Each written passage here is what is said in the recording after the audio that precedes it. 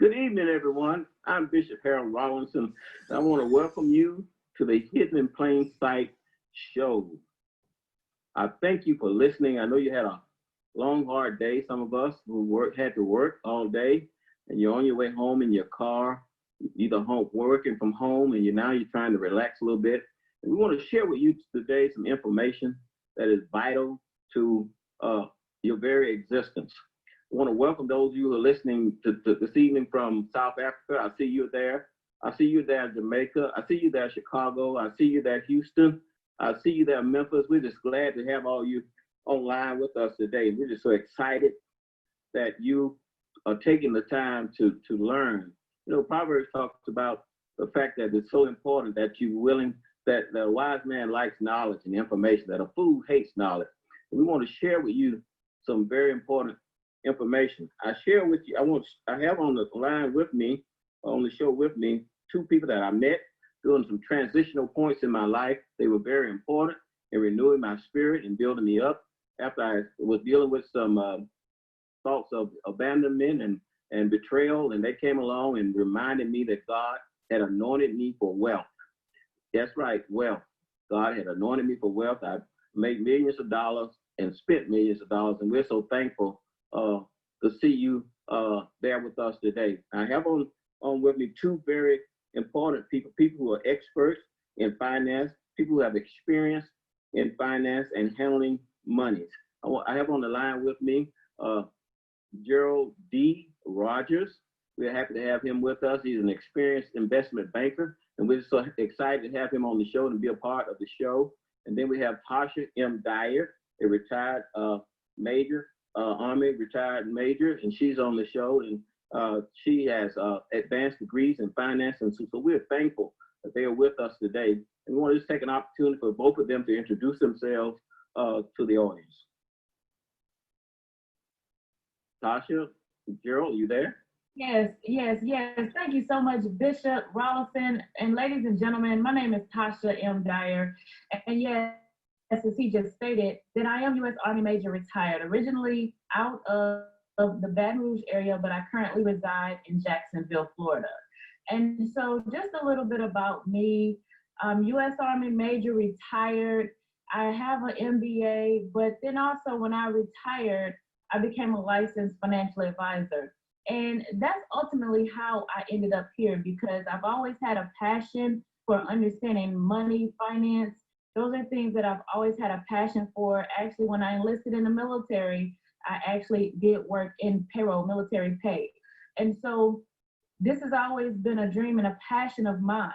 But now to be here, helping everyone, learning how to be their own bank, and I'm also the creator of the BYOB cash out trading strategy that you'll also hear about. But to be able to help everyone learn a skill set, learn how to be there, is what we're here for. You know, to financially educate families on information that's literally been hidden in plain sight. And I definitely want to take some time, and I want to, allow Mr. Rogers to introduce himself, because he is actually the visionary behind this movement. He's the visionary behind the movement, Be Your Own Bank, and it is actually the largest economic empowerment movement in the history of mankind. Mr. Rogers, are you there? Yes, ma'am. Can you hear me clearly? Yes, I can. Yes. Thank you so much. Ladies and gentlemen, I'm just absolutely excited to be in partnership with such tremendous and outstanding individuals in the person of Bishop Harold Rollinson and Ms. Tasha and Dyer. And want to give a big shout out to the new Rejoice904.com for allowing us the opportunity to be able to verbally share things that have been hidden in plain sight. And as our two colleagues have already stated, our purpose and mission is to simply impact and educate 1 million families around the globe, teaching them understanding how information has literally been hidden in plain sight. I too myself have had the opportunity to have collegiate experience. I'm a graduate of Florida A&M University, and I thought my initial path to financial success was to become a professional athlete, because I did excel extremely well in high school athletics. And I was able to take those credentials onto the campus of Florida A&M University. And in pursuit of that NFL career, I realized quickly that statistically an individual has a better chance of becoming a neurosurgeon versus becoming a professional athlete. And as we think about our collegiate experience, we're talking about education, and education is important, but in most instances, there was never any real true conversation held around our tables, our households, and even our places of fellowship when it comes to the understanding of how money works.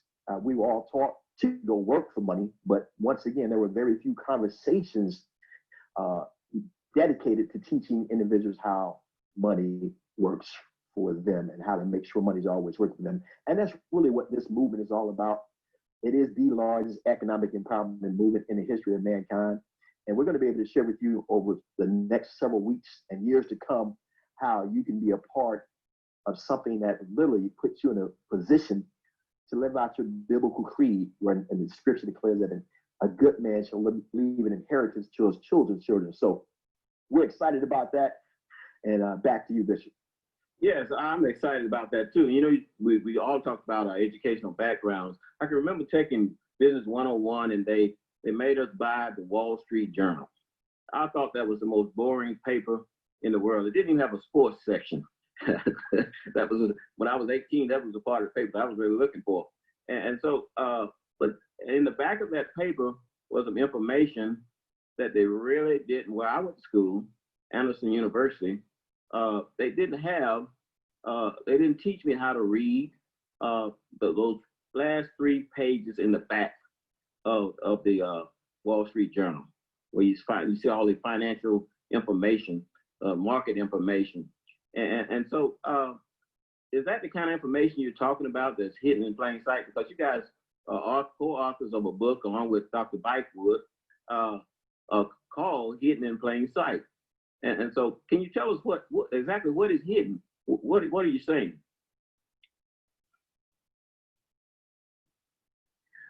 Well, Bishop, what's hidden is I can give you a real life example and a real life experience for my soul.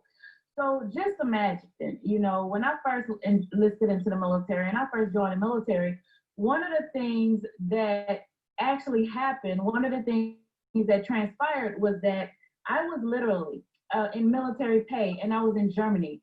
And of course, we always have those transactions that transpire. You're buying and you're selling currency because someone wants to go into the local economy and they can't go with the US dollars.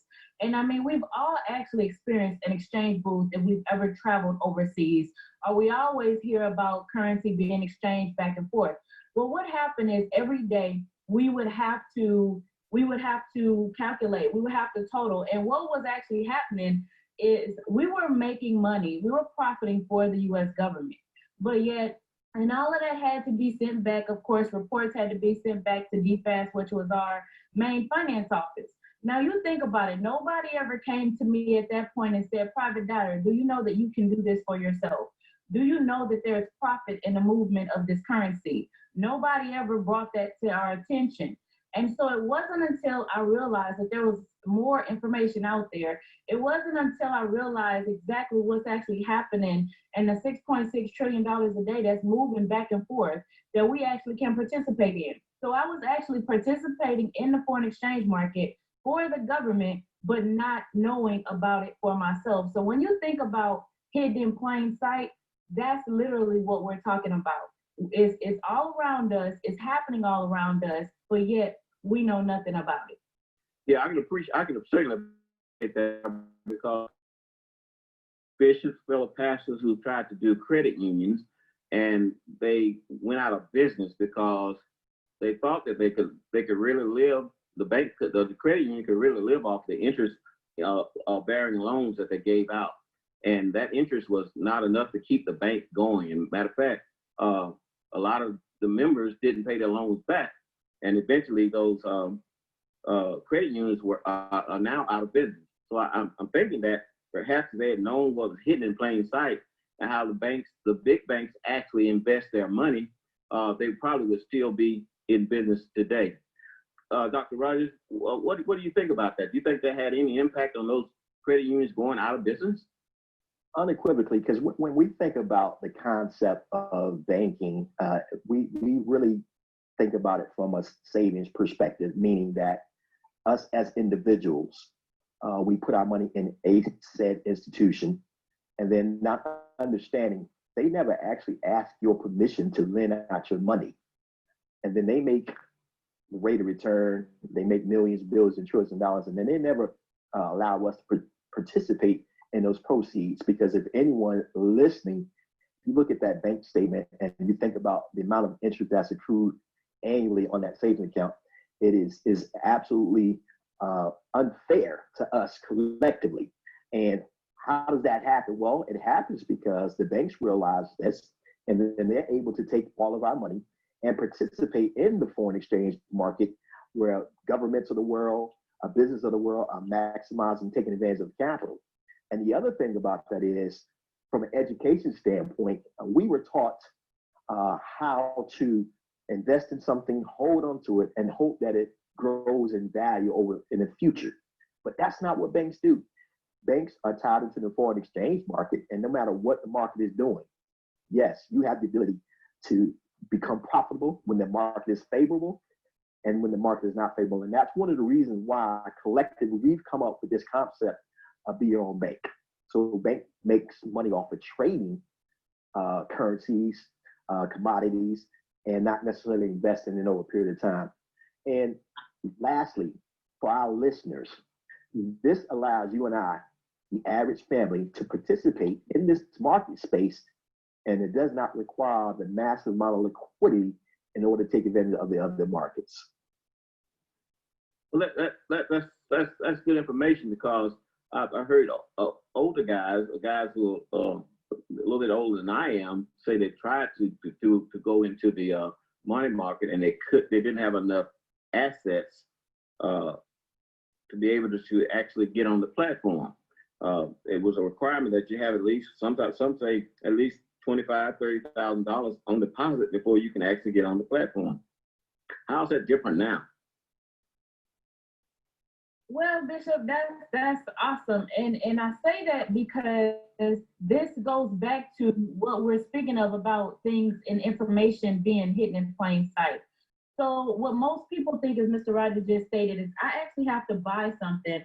I pray over it and I hope that it rises in value.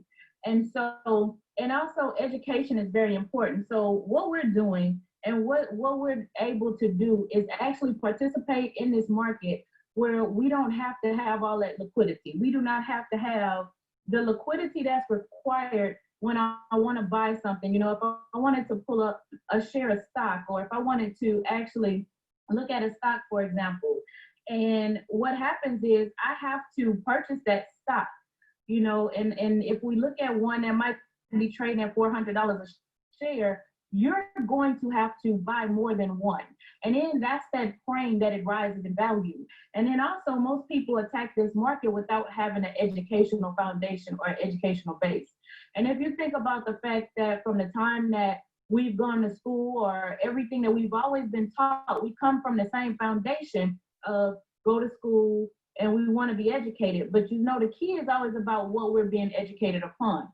So if we're being educated and we're educated on the right information and understanding that banks make money on movement, they actually profit on movement. And that's what we're doing. And so I don't have to go out and buy 100 shares of a stock that's trading or that's actually moving. That's about $400 or whatever the case may be. I don't have to do that in order to profit and then pray that it rises. And that's the perspective that most people come from. But when you think about what banks do and the reason why, as Mr. Rogers stated, that this is be your own bank, I mean, think about it. JP Morgan just sent their traders home last week or the week prior due to COVID, you know. However, while we pray for their healing and we understand that, think about the fact that they sent their traders home.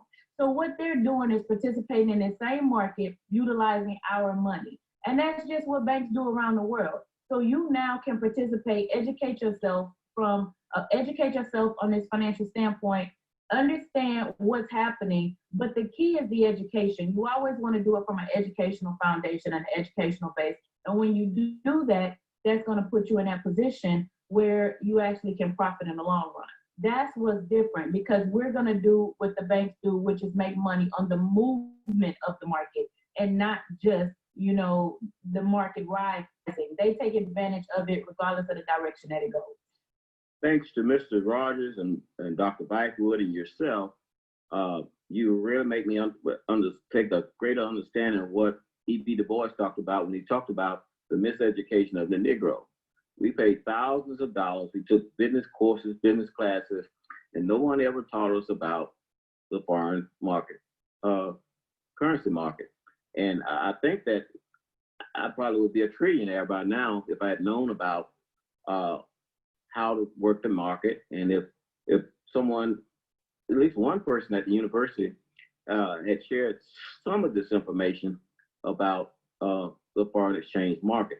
My first experience with exchanging money was in Canada, and I was getting some money to spend while I was in Canada, and you found out the difference in the value of the currency. And when I was in South Africa, I thought I was rich.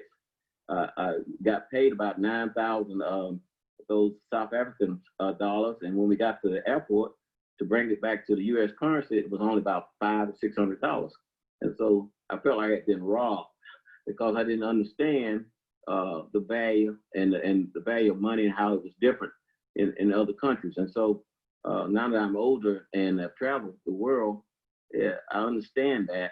And so, why is it that our educational institutions do not expose our children to this information? Wow, Bishop, are we free to just really dissect that question that you just?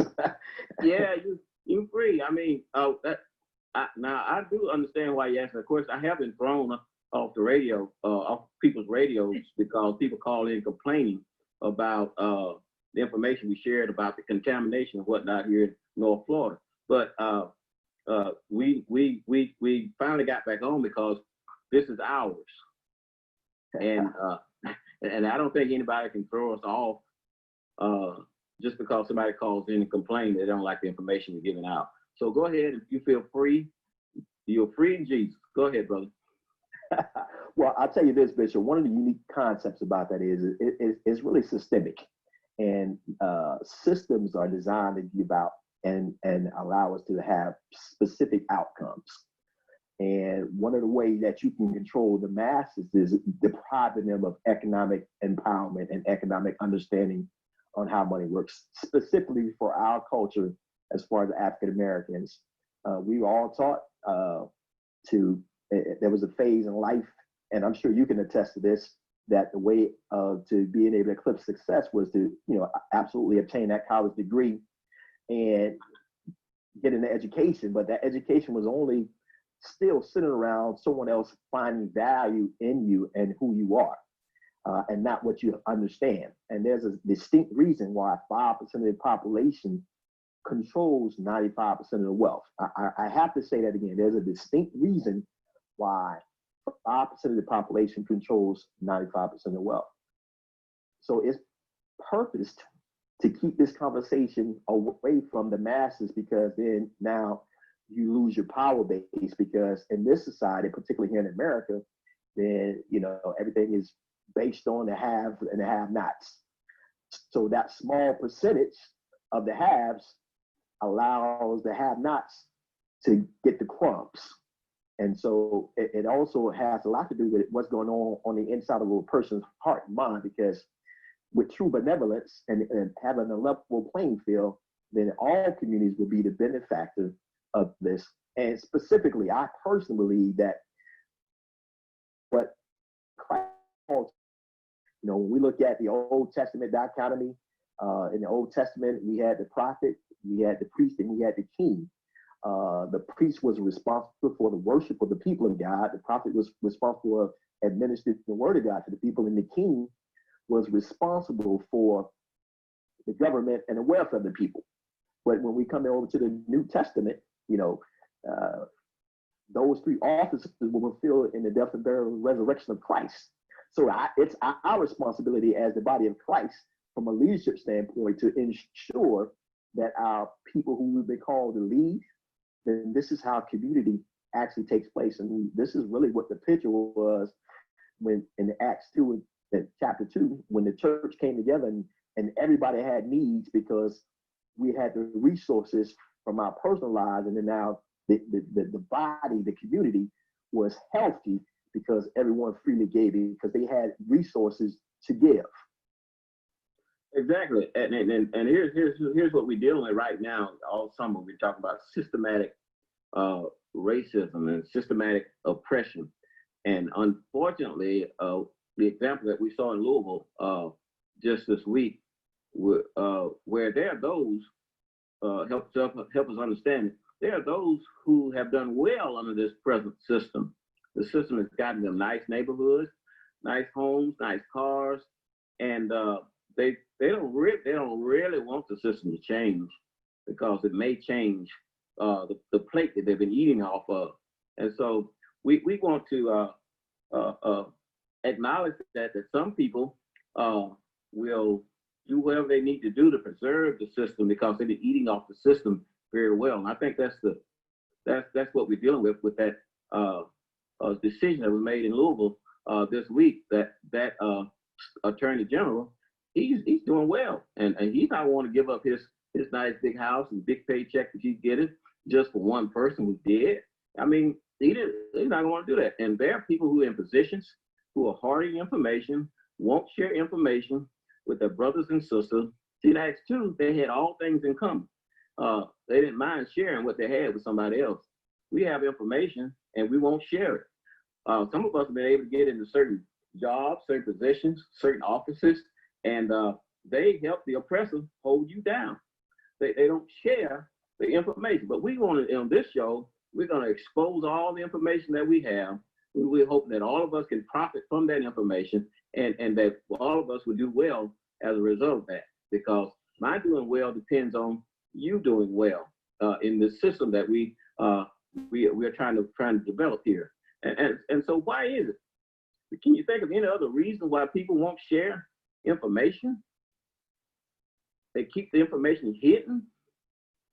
Well, I like to focus, Bishop. When we think about what you're focused on, because the information's there.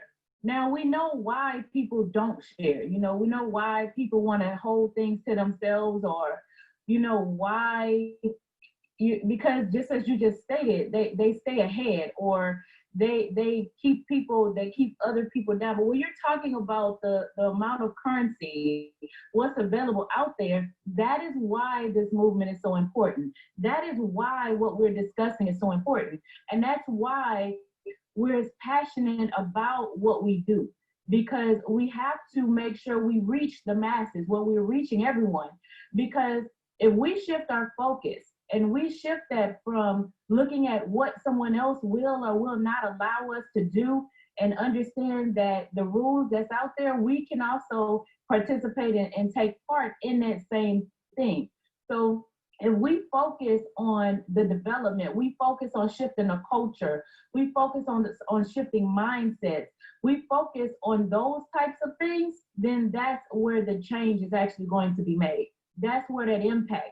Because economically, even part of what we have with this movement is a Women Teach Forex movement, where we're pulling together to help women transform mindsets and pulling together. Because if you think about what's happening, equal pay is still not a thing. And equal pay is not going, statistically proven, it's not going to happen in my lifetime. And I can't imagine what the numbers are now, since we're surpassed COVID. But we're in this pandemic and the things that's transpired.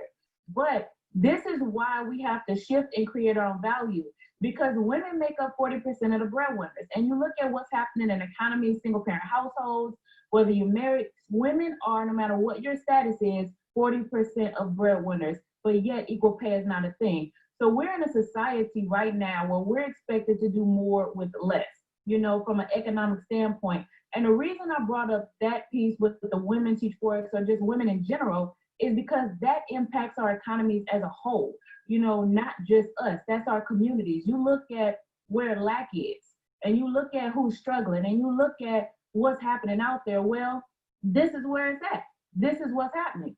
And so when you think about that, and you think about the shift that can be made when somebody is financially educated, Because you'll teach us how to read and write. You'll teach us those things and also teach us how to go get a job and work that traditional 9 to 5 where we're fighting and we're begging for minimum wage to be increased and we're fighting for those things. That's why, you know, when you think about why this stuff is kept from us, but when we educate someone, that's something and that's a skill set that you can't take. And when that shifts and that pushes through our communities, instead of the other things that's pushing through our communities, imagine what can transpire and what can happen in our neighborhoods.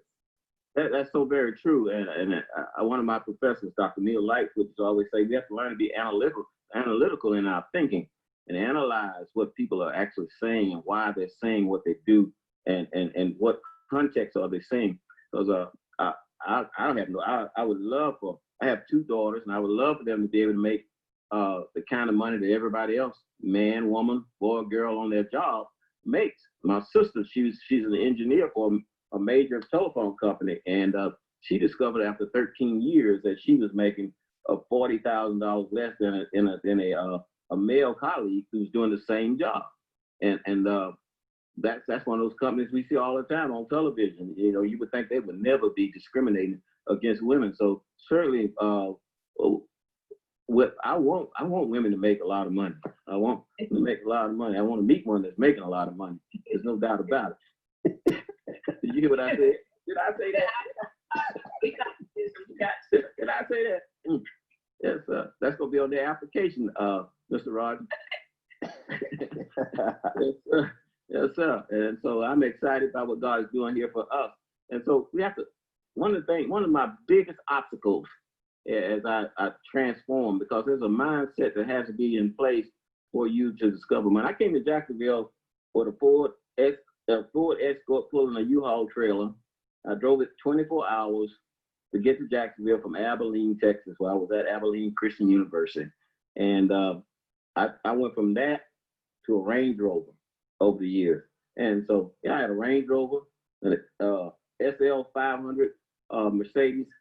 I had it all. I mean, it was a transformation that God took me through to get to that point. And so when we think about the very greatest obstacle that I had is belief, because the majority system is designed for us not to think much of ourselves and to set limits. And so I grew up with limits about where I could go, where I could eat, what I could drink, what I could do in school, what I could achieve academically. And the teachers would encourage you not to go to college because they recognized that they had not taught you, that they had tolerated you in the classroom, but have not taught you while you were in the classroom. And so I learned to conjugate verbs in my Greek class. And so they didn't pour a lot into us. And so you had to get over those limits that had been put on your mind, that there were certain things you were not supposed to achieve. And so getting past those limits and believing, because I know that belief controls my behavior. I believe that there's electricity in that wall socket over there. And because I believe that, I will not stick my tongue in that wall socket, because I really believe that. And so when a person says they believe they can do something and their behavior says something different, I question whether or not they really believe. And the problem is, some folk think, even in the church teaches us that it's not a good idea to be rich. They say the poor man died and he went to heaven. And so they give us this negative thought about being rich. It's harder for a rich man to get through the eye of a needle. They didn't tell you what the eye of the needle was. They gave you the scenario of what the scripture read. And so we were taught a lot of junk. It's been put in our minds, and it becomes something that is an obstacle to us moving past and recognizing that God created us for wealth. God makes it possible. He gives us the resources to gain wealth. God wants us to have wealth enough to share and to give to somebody. And somehow we miss that, and it becomes a struggle for us when we begin to talk about the kinds of things that you guys have been teaching us about today. We think that that's not for us. That's for someone else. Well, and before on belief, let me comment on belief and just how powerful you, Bishop. I know you said it, and I want you to understand the power, or I want the ladies and gentlemen to understand the power behind that, because it does not matter your background. It does not matter where you come from. It does not matter any of that, because opportunity is always out there. That belief that you just tapped on is what you have to have. And I'll, we do a lot of personal development, and I'll share this. I actually come from a single parent household, and my mother was actually terminally ill. And so me being the oldest, what that meant is that a lot fell on me. But I can tell you what, I was told I was supposed to be a statistic. I was told you won't make it out of here, not by her, but just because of the circumstances that we were in, because of, where we came from. So much negativity was poured into me.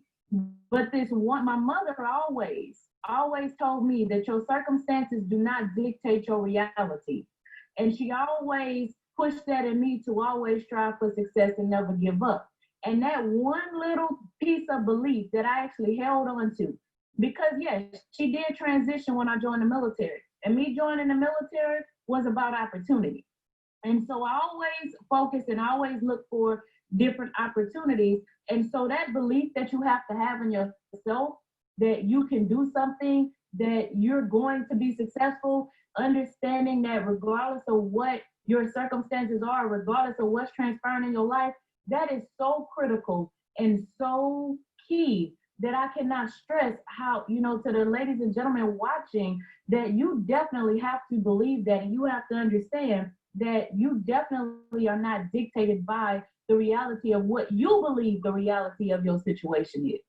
So I just wanted to tap on that, because I know, Mr. Rogers, you probably want to comment on. Let me just add to that, because Bishop, you said some things about belief, and belief at some point is the catalyst that allows each and every one of us, and specifically our listeners, because we're already engaged in this process. We've already done the inside work, and that's why we are here to share this information, to encourage you and to challenge you simultaneously. At some point, yes, no matter what circumstance that you come out of, we at some point have to take ownership and personal accountability for the things that have not transpired. Yes, the system is designed to give specific outcomes, but there's a verse of scripture that I'm reminded of in Romans 12 that says, "Be ye transformed by the renewing of your mind," and being able to take the mind, the intellect, but most importantly, being able to take the emotional aspect of your being and be responsible for your own programming. So there's some times and some seasons where you're just going to have to extract yourself from the norms of society, because the clinical definition of insanity is doing the exact same thing over and over again and expecting different results. So the mind is about you and I allowing first of all, the Holy Spirit to guide and direct us, because the word is true. And and everything that has to take place, you have to be regenerated in your mind. And when you understand that, then God says, according to Deuteronomy 8:18, he said, "It is I that give you power to obtain wealth." And wealth is a state of mind. Wealth is a state of mind. Wealth is a state of mind. So what are you allowing to be a part of your daily program? What type of information are you absorbing? Because, we receive information through our eye gates, our ear gate, and through our touch. So the things that you're participating in literally becomes a part of your daily existence. And there's a reason why they call it program, right? For your favorite TV program, they are programming the outcomes. So you are being programmed. But that verse of scripture reminds me that it's up to us to be responsible for our own personal programming. So this information, as we've stated, and the purpose and the name of the show is hidden in plain sight. The information is available, but we're going to put you in a position where you are hungry enough to take action, because there is an opportunity for you now to create and rewrite your own personal financial narrative. The real question is, are you willing and ready to take ownership of what it is that you have a desired outcome? And then lastly, the word of God says, looking unto God, who's the author and the finisher of our faith. So he's already prescribed ideas for you to embrace and take upon. The question is, are you ready to receive what's at the table in order for you to feast upon? Well, that's true. That's very true. And the thing about it, here comes the hard part. Belief sometimes causes you to have to do, as Paul said, we need to come out from be among them and be ye separated, says the Lord. Show me your friends, and I'll show you your future. We have to be willing for part of that transformation processes. As you're being transformed, we have to learn to change people, places, and things. And one of the most difficult things that we have to make the decision to do is that the times that I was making back in 07, 06, when everybody's economy was supposed to be bad for everybody, I was having $100,000 months in sales. And it was because I had found a group of friends that we all could make money together. And our philosophy was, no deal is a good deal unless everybody makes some money. And so you can't make money with greedy people who are not concerned about bringing some other people up with them. And so you have to make the decision that I'm going to spend my time with total quality people. If we don't have the same mindset and beliefs, we can't create the same habits of making money. We don't have the same integrity, the same work effort that it takes. Then you're fighting against yourself. And so that belief has to be a transforming belief, a renewing of your mind. See, God allows certain things to happen to us to bring clarity to us about the people that we have around us. One of the most clarifying times that I had in my life was when I was going through some difficulties, and you discover that some friends are only there for good times. Some friends are only there on the short term, and you have very few friends who will actually ride or die with you when you're up and when you're down. And so those are the kind of people that you have to be around. Those are the kind of people that will help you. And those folk were the folk that I had helped to make money along with me. So if my money got funny, they had money to help me get back in place. And so getting around the right people, because the wrong folk will assist that inner voice in you who's struggling against those limits that have been placed in you by the dominant society. That the voice will say, you can't do that, you can't do that. And when we talk about foreign currency, you more people than that actually made money, because Ms. Dyer mentioned earlier that a lot of people jump into this without the educational piece, without the proper training, and everything that we do in life requires training. The trash man has to go through training. Everybody has to have some sort of training. You just don't jump out there and start doing a job. You'll hurt yourself or hurt somebody. And so we have to change our people, places, and things. Belief transforms those things that are important and valuable to us, and we learn to see. Some folks look, and some folks see. And as our value, our people, places, and things change around us, we stop looking and start seeing what's going on around us. And so, a belief is very invaluable, and a belief brings about a certain level of commitment. What's the commitment that we have to have if we would decide? What are we committing ourselves to? Yourself. We're committed. You gotta be willing to commit to yourself. That's what's always lacking. Think about it for just a moment. We often put ourselves last because we'll commit and we think that we're doing something, but we'll commit to we'll commit to our jobs, we'll commit to activities, we'll commit to organizations, we'll commit to our ministries, we'll commit to so much, but we won't commit to us. And when we make a commitment to ourselves, and you make a commitment, because think about it, we say how you do one thing is how you do everything. And you hear it often about when you get on an airplane, you got to put that oxygen mask on you first. And so if something happens, the cabin pressure or whatever transpires, you put that mask on you first before you can help your spouse, your child, or anyone else around you. And so that commitment to ourselves is so important, because when we get off that plane, what are we thinking of doing it different? Because if I try to save them first, or if I'm committed to doing for others first, then I'm not whole. I lack oxygen. I'm deprived of breath. And so I can't function at my greatest capacity. So if I commit to myself first, if I commit to me, and I'm willing to learn a skill set, and I'm willing to better myself, and I'm willing to take ownership. You heard Mr. Rogers talk about ownership, and we're willing to take that ownership for ourselves, then that's what's going to shift, and that's when things will actually change. Because just like you just mentioned education, why do you think financial education was left? We talk about systematic. You talked about being oppressed. We just talked about that. Why do you think financial education was left out of our educational system?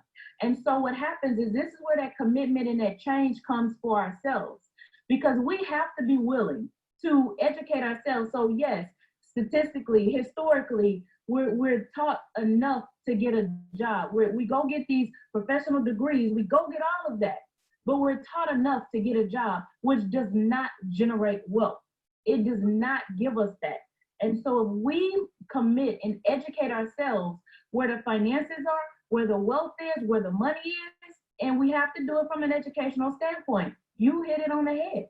I mean, we have to do it from that. But that commitment, that first commitment is that belief in yourself and that commitment to yourself. And that's when you'll change the world. That's when you change your household, your legacies, and everything else that goes along with it. Another pass. Go ahead, Dr. Rogers. Yeah, I just want to add to that. When we're talking about commitment, one of the things that I'm just in a space now where we've gotten away from, even from a cultural standpoint, we've gotten away from a commitment to excellence, and we've been more committed to entitlement. In order for you to change the system, you have to be on the inside out of it. But when you get to a place of commitment of excellence, of being the best person and bringing that best person forward every single day, I think that also causes that belief to be intensified and enhanced. Because without excellence, then mediocre is living beneath your privileges. Even as a believer, there are some people who not necessarily operate from an entitlement standpoint. So I would rather gain something based on my own merits versus someone trying to give it to me. And then when you give it to me, then that means you still are controlling the outcomes. And I think it was Abraham said that he rejected from the king, and I think it's Genesis chapter 14, where he said, no, listen, I'm not going to allow or feel like I'm entitled, because if I'm entitled, then you're going to get all the credit and all the glory. And when we get back to that place of operating in excellence for our very own being, where our last name meant something, and you mentioned earlier about work ethic and things of that nature, I just have to be honest. I don't see that happening in our communities as prevalent as it used to be in times past.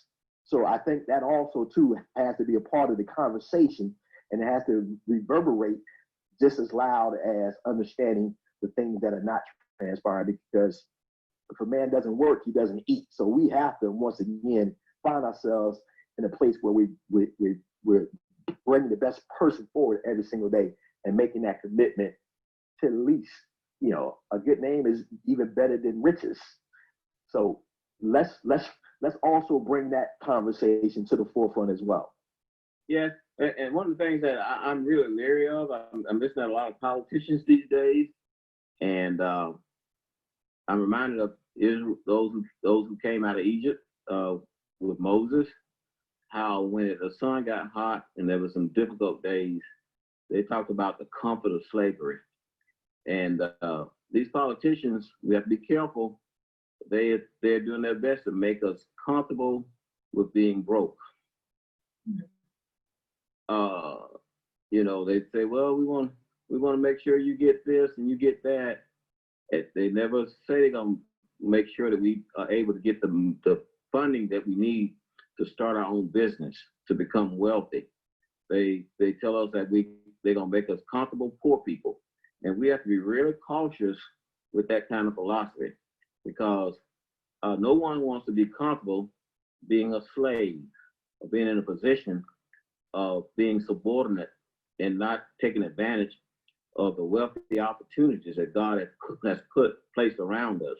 And what we're offering today is certainly that opportunity to overcome this disadvantage that we have in the economic market. Dr. Du Bois talked about the miseducation of the Negro from the standpoint of view of you going to college to get a job, to be a good worker, versus going to college to learn a skill so that you can open up a business and create wealth. Your boss will never pay you enough money to be his neighbor, to live beside him, to be a member of his country club. You will always be in a subordinate position. And so that's the miseducation that we taught our children. I can remember going to administrative meetings at the college I used to be a dean at, and I always would fuss because we didn't teach entrepreneurship. We taught we're gonna teach you how to go and apply. Good job. We taught you how to write a resume so you can go and ask a man, please let me run your company. Nobody's gonna let you run their company. They're not gonna just turn the company over to you. And so that's we train our kids to get these degrees, and all of them down to the post office working now. And so you're not gonna get wealthy no matter how good the job is. You're not gonna become wealthy working for anybody. And so there has to be a way that we use those jobs that we get to finance our business, to finance the opportunities that we want to dive into. And so we have to certainly we have to be committed to ourselves. I used to hear people. I used to always tell people, all I want to do as a young man, all I want to do is help somebody. All I want to do is, I'm a pastor. All I want to do is just help somebody. I just want to help somebody. You know what I discovered? You can't help nobody if you broke. You cannot do it. and so you gotta have something to help somebody. And so commitment is certainly a great part of what we need to be. Now, somebody's upset and mad with us right now because they're not coachable. They already know. Have you ever met anybody that you try to share some information with and they tell you, oh, I know, I've done that before, I know, and they're just as broke as they can be. And most of the guys who are not coachable, who played football with me, Mr. Rogers, sat on the bench. Because the coach has a plan that he knows that will work, and he knows the play on the football team. So if you're not coachable, you're not willing to block, like they say, block or run the hole. You know, you used to be those halfbacks who try to always run to make it to the outside and wouldn't run the hole, and they wouldn't gain a yard. A jet sweep every play. And so you've got to be coachable. You talk about the coachable and the coach versus the coach. Well, Yeah. absolutely. I'm sorry, go right ahead. Yeah, well, Bishop, that was one of the things that, for myself personally, I was that guy that you were speaking about. Uh, thought I was actually a superb athlete, but one of the things that hindered my initial collegiate career was I thought I was world, and I was world on my own mind, meaning that my ego superseded my ability to allow someone to lead me, and to my detriment, that actually caused my pursuit of my NFL career to be hindered tremendously because I felt like I did not need a coach, and I discovered in my personal life, even right now, even with the things we're doing, every coach should too always have a coach because I've heard it said like this: the learner will always excel those who have learned. And you never want to be that person in life, meaning no matter what level that you gain information, able to sit down and not receive additional information. So, and that's one of the things that we always had to be mindful of being coachable in that regards, because that will definitely create that. And my mentors have always taught me the most expensive thing an individual can own is a closed mind. And when your mind is closed, that means your ego is so big. And in most instances, if you look at the scale, when your ego is up, your bank account is down. And when I decided to release my ego, my financial plateau began to increase. And just as you stated earlier, I surrounded myself with individuals because my mentor told me some hard things. He said, if you have 5 broke friends, you're definitely number 6. And that was the thing that really shifted my thought process. And I submitted myself to one else's authority. And even being in authority, you're still subject to someone else's authority. So you always want to find yourself in a place of coachability. And even in this movement, yes, we started this movement with a vision, but every single day I yield to the teachings of Ms. Tasha and Dyer, who God breathed his strategy in that now allows people around the world to have impact. So even from a leadership standpoint, we must always find ourselves in a place of coachability because we are ever expanding and always bringing our best person forward. So I am 2 billion% in agreement with you with that, Bishop. And Yeah. yes, Bishop. Go ahead. I was just waiting to chime in. Oh, so even with that, and Mr. Rogers was a perfect example. That's why I'm glad he jumped in, you were talking football. But when you think about coaching, people have been being coached. We've already been being coached. You've been being coached by the system. You've been being coached. And you really have to be able to shift your mindset. If you desire more, if you desire more, then you have to be willing to connect yourself with individuals that are willing to show you a way and not always be so skeptical. Because when is it that you're actually getting something or getting more, out of life? You think about something, the things that you accomplish in life will never outgrow you as an individual. So you always have to be willing to connect yourself, to push forward, to develop yourself to where you are not, your mindset is always evolving. You're always striving. You're always willing to connect. And if you think about the system that's created, because yes, Mr. Rogers is an awesome coach and mentor, awesome platform, awesome visionary. And you think about the system, the Be Your Own Bank system, it's all about empowering people. 1 million families financially educated and impacted. And so when you think about economic empowerment, economic movement, and you think about the month that we're coming into, we're talking about the fiscal year. October represents fiscal change. It represents a fiscal year. And now is the perfect time for us to be having this conversation because it's time for us to be willing to accept that growth development, to be willing to accept, the shift, the change, because how is it that in the midst of a pandemic, individuals are coming out wealthy? How is it that individuals are economically unbothered? How is it that all of these things are transpiring? And so you have to be willing to connect yourself with like-minded individuals that actually are success leaves clues, and it's just that simple.